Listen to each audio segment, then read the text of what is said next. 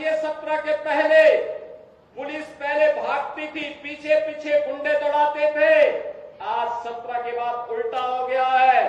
अब गुंडा और माफिया भाग रहा है, पुलिस उसको दौड़ा रही है, और अगर उसने कहीं कोई दुस्साहस किया तो फिर वहीं पे राम नाम सत्य है, यह भी तय हो जाता है। बहनों और भाइयों, सरकार चलाने के लिए जज्बा चाहिए। सरकार चलाने के लिए दिल भी चाहिए और दिमाग भी चाहिए। सत्ता वरासत में मिल सकती है, बुद्धि वरासत में नहीं मिलती है। दिमाग भी वरासत में नहीं मिलता है। ये जो लोग सत्ता को अपनी पपौती मानते थे, वे लोग आज समझने लग गए हैं अब उत्तर प्रदेश में कभी उनको वापस नहीं आना है, इसलिए षड्यंत्र करने का प्रयास कर रहे हैं, अराजकता पैदा करने का प्रयास कर रहे हैं। उनका विकास से कोई लेना देना नहीं, उनका रोजगार से कोई लेना देना नहीं, उनका अन्नदाता किसानों से कोई लेना देना नहीं। बेटी की सुरक्षा हो, इससे उनका दूर दूर का कोई रिश्ता नहीं। उनको व्यापारी का सम्मान हो, इससे भी कोई दूर दूर तक रिश्ता नहीं। और तो आप देखते होंगे जब उनके किसी एक माफिया शागिर्द को, किसी डकैत को जो पुलिस मुठभेड़ में मारा जाता है, जब मारा जाता है तो इनकी दुखती हुई नस पर जैसे पुलिस ने उंगली रख दी हो, तब ये चिल्लाने लगते हैं। आप मुझे बताओ, जो डकैत पुलिस मुठभेड़ में मारा गया,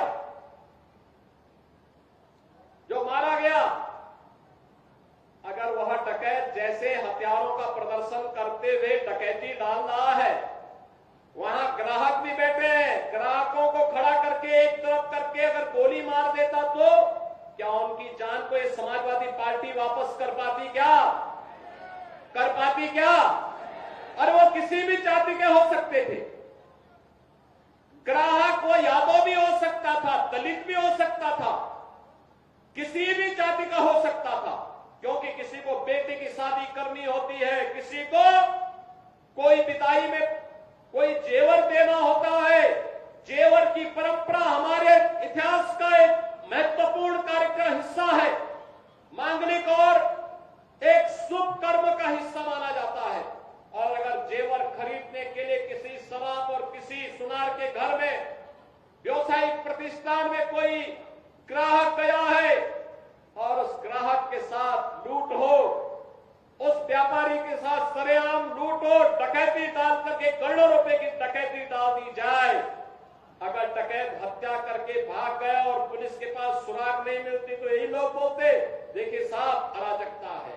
और अगर पुलिस ने पकड़ लिया, कार्रवाई कर दी और फिर मुठभेड़ में, आपसी मुठभेड़ में डकैत मारा जा रहा है, तो समाजवादी पार्टी को बुरा लग रहा है, कह रहे साहब ये नहीं होना चाहिए था। तो क्या होना चाहिए था? पूछना चाहिए। थोड़ा पूछिए इन लोगों से क्या होना चाहिए था। क्या उत्तर प्रदेश के अंदर होता था 2017 के पहले? यही उत्तर प्रदेश है जहां पर हर जिले में समाजवादी पार्टी और कांग्रेस के नेतृत्व में पलने वाले माफियाओं की समानांतर सरकारें चलती थी। ये अंबेडकर नगर में भी चलती थी। याद करिए, हिंदू जागरण मंच के अध्यक्ष, टाडा जनपद के ही निवासी, हमारे एक प्रमुख कार्यकर्ता की हत्या यहां होती है और कोई सुनवाई नहीं होती, कोई सुनवाई नहीं हो रही थी। तब भी मुझे आंदोलन करने के लिए अंबेडकर नगर जनपद में आना पड़ा था। तब भी हम लोगों ने आंदोलन किया था माफिया के खिलाफ और समाजवादी पार्टी की सरकार की अराजकता के खिलाफ। कौन ऐसा जिला था, चाहे वह अंबेडकर नगर जिला रहा हो, अयोध्या रहा हो, मऊ, आजमगढ़, गाजीपुर, प्रयागराज, प्रतापगढ़, सुल्तानपुर, कोई जिला ऐसा नहीं था जहां पर कोई न कोई बड़ा माफिया समानांतर सरकार चला करके आम जनता की आवाज को दबाता था, गरीबों की आवाज को दबाता था, पिछड़ों की आवाज को दबाता था और दलित वंचित योजनाओं से भी वंचित रहते थे और सरकारें अपनी मौज मस्ती करती थी, उनको इससे कोई मतलब नहीं था। उनकी सरकार रहनी चाहिए, बाकी जाए भाड़ में, यही करते थे वे लोग। लेकिन 17 के बाद एक एक करके माफिया कहां चले गए ये भी आप सब जान रहे हैं। माफियाओं की छुट्टी हो गई, माफिया मुक्त उत्तर प्रदेश हो गया। जो लोग पर्व और त्योहार में विघ्न बाधा डालते थे, विघ्न बाधा समाप्त हुई। अब पर्व और त्योहार शांतिपूर्ण तरीके से मनाए जा रहे हैं। बेटी और व्यापारी की सुरक्षा पर जो खतरा पैदा करते थे वे सभी गायब हो गए और जो बचे हैं वे भी अपनी अंतिम यात्रा की तैयारी कर रहे होंगे। बहनों और भाइयों, मैं तो केवल आपसे कहने के लिए आया हूं, मैं केवल आपसे कहने के लिए आया हूं कि रात जलती हुई बेटी के साथ किस प्रकार का व्यवहार होता था और किस प्रकार के वक्तव्य आते थे उस समय के मंत्रियों के, किस प्रकार के बेशर्मी पूर्ण वक्तव्य देते थे समाजवादी पार्टी के नेता। बहनों और भाइयों, ये किसी से छुपा हुआ नहीं है और इसीलिए मैं आज आपसे कहने के लिए आया हूं, एक बेटी तो सबकी बेटी होती है। उस बेटी का सम्मान और उसकी रक्षा पूरे समाज का दायित्व बनता है। लेकिन ये समाजवादी पार्टी इसका महत्व कहां समझ पाएगी। यहां तो गुंडों की भरपूर फौज खड़ी थी, उनको लेकर के लोग चलते थे, उनको अपना शागिर्द मानते थे। जो जितना बड़ा गुंडा और माफिया होता था, समाजवादी पार्टी में उतना बड़ा ओहदा उसको दे दिया जाता था और समाजवादी पार्टी के लोग इसी में गौरव से बोलते थे कि देखिए ये गुंडा हमारा इस जिले को संभालेगा। उनको नहीं पता था कि जनता लड़ाई लेगी, एक गुंडे और माफिया एक एक करके यमलोक की यात्रा के लिए प्रस्थान कर जाएंगे और जनता जनार्दन के साथ अन्याय का हिसाब चुकता होगा। आज 1231 करोड़ की ये परियोजनाएं, जिसमें यहां की विकास की अनेक योजनाएं हैं, इन विकास की योजनाओं में आपके यहां सुरक्षा से भी जुड़े हुए मामले हैं। टाटा टेक्नोलॉजीज के माध्यम से प्रदेश की आईटीआई को और आपके अम्बेडकर नगर जनपद की आईटीआई को भी एक वर्ल्ड क्लास स्किल डेवलपमेंट के नए सेंटर के रूप में विकसित करने के कार्यक्रम का भी आज यहां उद्घाटन करने जा रहे हैं। बहनों और भाइयों, जल जीवन मिशन की योजनाएं हो या फिर यहां की सड़कों का, इंजीनियरिंग कॉलेजेस का या फिर बाबा जगरदेव धाम के पर्यटन विकास का हो या फिर शिलान्यास की योजनाओं में जितने भी सड़कों के प्रस्ताव, बिजली से जुड़े हुए प्रस्ताव और शिव बाबा मंदिर और झारखंड बाबा मंदिर के पर्यटन विकास की योजनाएं जो हमारे पास आई थी, या बृहद गौ संरक्षण केंद्र से जुड़े हुए जो प्रस्ताव हमारे पास आए थे, इन सभी प्रस्तावों को भी इनके साथ जोड़ करके आज यहां पर श्रवण धाम में श्रवण घाट के निर्माण का कार्यक्रम है। इन सभी योजनाओं को आज हम यहां पे लोकार्पण और शिलान्यास के साथ कार्य करने जा रहे हैं। बहनों और भाइयों, कटेरी विधानसभा की दरबन झील को इको पर्यटन विकास कार्य योजना के लिए भी आज हम यहां पे शिलान्यास करने जा रहे हैं। लोक निर्माण विभाग की 25 परियोजनाओं का, सड़क की परियोजनाओं का जो कटेरी विधानसभा क्षेत्र से थी, इनके लिए भी धनराशि देकर के इनका शिलान्यास हो रहा है। पावर कारपोरेशन से जुड़े हुए भी जो सब स्टेशन और विद्युतीकरण के कार्य के थे, उनको भी हम यहाँ पे शिलान्यास करने जा रहे हैं। सीएससी कटेरी के पब्लिक हेल्थ यूनिट का निर्माण का ब्लॉक का भी आज यहाँ पे शिलान्यास होने जा रहा है और 140 राजकीय नलकूपों के आधुनिकीकरण 4 राजकीय नलकूप, नए नलकूपों की स्थापना के लिए भी आज उसका भी शिलान्यास यहां होने जा रहा है। और सरवण धाम में पर्यटन विकास की कार्य योजना को भी आज हम सब यहां पे शिलान्यास करने जा रहे हैं। बहनों और भाइयों, इसके साथ ही यहां पर आज हम लोग कटहरी का जो बाईपास है, कटहरी के इस बाईपास के निर्माण के लिए भी आज हम इसको भी स्वीकृत करके इस कार्यक्रम को भी आगे बढ़ाने जा रहे हैं। बहनों और भाइयों, ये जो इतने सैकड़ों करोड़ रुपए की परियोजनाएं आपको विकास के लिए मिल रही है, ये विकास की योजनाएं इसलिए आपको उपलब्ध करवाई जा रही हैं जिससे आपके जीवन में परिवर्तन हो, खुशहाली आए, हर हाथ को काम हो, हर खेत को पानी मिले। इस संकल्प के साथ मोदी जी ने 2014 में जो मंत्र दिया था देशवासियों को, वह मंत्र तो इसी संकल्प का था। मोदी जी ने कहा था हम विकास कराएंगे सबके लिए, सुरक्षा देंगे सबको, सुशासन का लाभ देंगे सबको, लेकिन तुष्टीकरण की नीति पर नहीं चलेंगे। हमारी सरकार ने निर्णय किया होली और दीपावली में उज्ज्वला योजना के कनेक्शन धारी को फ्री में हम एक भरा हुआ सिलेंडर उपलब्ध करवाएंगे। और ये तो हम करा रहे हैं लगातार। अभी फिर दीपावली आने वाली है, दीपावली के अवसर पर फिर देंगे एक सिलेंडर भरा हुआ देंगे। और मैं आपसे यही कहने के लिए आज आया हूं, हम सब आज विकास का अनुगामी बने, प्रधानमंत्री मोदी जी के संकल्पों के साथ आगे बढ़े, नागरिक कर्तव्यों के साथ आगे जुड़े, आपकी सुरक्षा को और आपको विकास के साथ जोड़ने का दायित्व हम लोग निभाने के लिए मंच आपके पास आया, आपसे कहने के लिए एक जातिवाद की राजनीति करने वाले, मत और मजहब के आधार पर आपको लड़ाने भिड़ाने वाले लोग, ये केवल और केवल आपकी सुरक्षा में सेंध लगाने का षड्यंत्र करने जा रहे हैं।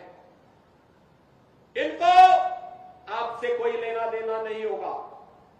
ये लोग केवल बंटवारा करके फिर जब सत्ता में आने का कभी जब भी एक सत्ता में आए, कांग्रेस हो, समाजवादी पार्टी हो, बहुजन समाज पार्टी हो, इन लोगों ने तब केवल तुष्टीकरण के अलावा कुछ नहीं किया। तुष्टीकरण की नीतियों पर चले, अराजकता फैलाए, पर्व और त्योहारों में विघ्न बाधाएं डलवाई, आपको कोई भी आयोजन नहीं करने देते थे, न होली, न दीपावली, न दशहरा, न दुर्गा पूजा, न नाग पंचमी, न कृष्ण जन्माष्टमी, न शिवरात्रि, कोई भी पर्व त्योहार आप शांतिपूर्ण तरीके से नहीं मना सकते थे। भारतीय जनता पार्टी की मोदी जी के नेतृत्व की सरकार तुष्टीकरण की नीति पर चलती तो क्या कश्मीर में धारा 370 समाप्त हो पाती क्या? क्योंकि उसमें तो कांग्रेस, समाजवादी पार्टी, ये सभी, इनको देश की कीमत पर ये लोग राजनीति कर रहे हैं। और राम भक्तों का लहू बहाने वाले क्या अयोध्या में राम मंदिर का समर्थन करते क्या? तुष्टीकरण के पोषक लोग क्या अयोध्या में राम मंदिर के निर्माण के पक्षधर थे क्या? अरे आपकी आवश्यकता थी, देश की आवश्यकता थी, भारत की आस्था का सम्मान होना था। अयोध्या में राम मंदिर के निर्माण का संकल्प जो था, उस संकल्प को पूरा करने का काम भी किया गया। और इसलिए मोदी जी ने उस समय एक ही मंत्र दिया था देशवासियों को, और वह था सबका साथ, सबका विकास। विकास सबका। अब जो सड़क यहां की बनेगी, ये लगभग 40 के आसपास सड़कें या बाईपास जो यहां का बनेगा, आप मुझे बताओ, क्या इसमें केवल भाजपा के ही लोग जाएंगे क्या? केवल हिंदू ही जाएगा क्या? अरे सभी लोग जाएंगे। जो श्रापित पथिक होगा, हर व्यक्ति जाएगा। तो विकास तो यही है, विकास सबके लिए। 6 लाख सरकारी नौकरी हम लोगों ने उत्तर प्रदेश के युवाओं को दिया है। अभी पुलिस की भर्ती हुई, 60,200 से अधिक पुलिस की भर्ती की परीक्षा संपन्न हो गई। बहुत जल्दी उसका परिणाम भी आने वाला है। बहनों और भाइयों, 60,200 भर्ती एक साथ हो जाए, ये पहली बार उत्तर प्रदेश में हुआ है। उत्तर प्रदेश के हर जनपद का युवा उसमें भर्ती होगा और उसमें भी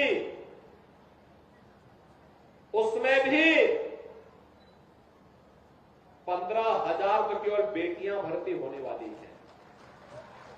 ये जो समाजवादी पार्टी के सौदे और उच्छृंखल लोग जगह जगह बेटी की सुरक्षा के साथ खिलवाड़ कर रहे हैं ना, ये बेटियां जब भर्ती होंगी, इनकी ट्रेनिंग पूरी होगी, ये जब अपनी यूनिफॉर्म में आएगी तो इन गुंडों को सड़कों पर ही जूता चप्पल से इनकी पिटाई करके ये जिसके हकदार हैं वह उसका मरम्मत करने का काम भी, उनकी डेंटिंग पेंटिंग करने का काम भी करेंगे। और इसीलिए आज मैं आपसे कहने के लिए आया हूं, अब ये 60,200 भर्ती हम कर रहे हैं और जैसे भर्ती की प्रक्रिया पूरी होगी 40,000 इसके बाद फिर भर्ती करने जा रहे हैं, पुलिस में ही भर्ती करने जा रहे हैं। उसमें भी 10,000 केवल बेटियां भर्ती होंगी। याद रखना, बेटियों को उसमें भी हम भर्ती करने जा रहे हैं। ऐसे ही अन्य भर्तियां भी निकलने जा रही है। अधीनस्थ सेवा चयन आयोग में परीक्षाएं कुछ की हो चुकी, कुछ होने जा रही है। अगले 6 महीने के अंदर 40,000 नौजवानों को नियुक्ति पत्र प्रदान करने जा रहे हैं। उत्तर प्रदेश का शिक्षा आयोग गठित हो चुका है। भर्ती की प्रक्रिया तेजी के साथ बेसिक, माध्यमिक, उच्च, तकनीकी और व्यावसायिक शिक्षा में हजारों भर्तियां इसमें भी आने जा रही हैं। जो मैंने कहा था ना कि अगले 2 वर्ष में 2 लाख भर्ती सरकारी नौकरियों में ही केवल हम लोग करने जा रहे हैं। मैं युवाओं का आह्वान करूंगा, तैयारी करिए। उत्तर प्रदेश में सरकारी नौकरी आपको मिलेगी। सरकारी नौकरी में रुचि नहीं, निजी क्षेत्र में रुचि है, तो निजी क्षेत्र में भी 40 लाख करोड़ रुपए का निवेश का प्रस्ताव आया है। ये 40 लाख निजी निवेश का प्रस्ताव का मतलब आप जानते हैं, 1.5 करोड़ नौजवानों को सीधे सीधे नौकरी। 1.5 करोड़ नौजवान, ये लोग जिनके पास न दिल है न दिमाग है, क्या ये लोग कर पाएंगे? क्या ये समाजवादी पार्टी के लोग कर पाएंगे क्या? अरे उनको अवसर मिलेगा, फिर डकैती शुरू हो जाएगी, लूटपाट शुरू हो जाएगी, पर्व और त्योहारों में विघ्न बाधा फिर से शुरू हो जाएगी। ये तो पेशेवर दंगाई है, देखते नहीं। जब कभी अवसर मिलता है तो वहीं पे गुत्था इनका आपस में ही शुरू हो जाता है, क्योंकि जब पब्लिक, इनको मालूम है आज के दिन पे पब्लिक को हाथ लगाएंगे तो पुलिस के डंडे उनके हाथ तोड़ देगी। इसलिए ये लोग आपस में ही उलझ जा रहे हैं, आपस में ही इनमें नूरा कुश्ती चल रही है। लेकिन बहनों और भाइयों, इनके बहकावे में आने की आवश्यकता नहीं। विकास, सुरक्षा और सुशासन के लिए आप डबल इंजन की भाजपा की सरकार के समर्थन के साथ, एनडीए के साथ खड़े होइए। और मैं आपका आह्वान करूंगा, विकास, सुरक्षा और समृद्धि की गारंटी हमारी होगी, रोजगार और नौकरी की गारंटी हमारी होगी। विकास के लिए आपको कहीं भटकना नहीं पड़ेगा, बल्कि भारतीय जनता पार्टी और एनडीए के हमारे घटक दल इसमें आपके साथ सहयोगी बन करके आपके स्वाभिमान और सम्मान की रक्षा करने के लिए आगे आएंगे। एक निषाद बेटी के साथ जो इन्होंने अयोध्या में किया समाजवादी पार्टी के नेता ने, क्या ये ठीक था? क्या एक निषाद बेटी की इज्जत के साथ खिलवाड़ समाजवादी पार्टी के लोग करते हैं?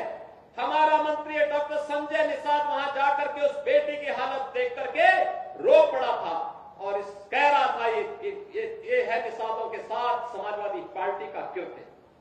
लेकिन ये बेशरम लोग हैं, तब भी उस अपराधी के खिलाफ कार्रवाई हो, इसके लिए समाजवादी पार्टी तैयार नहीं थी। उनके लोग तब भी बचाव कर रहे थे, कह रहे थे कि नहीं ये तो निर्दोष है।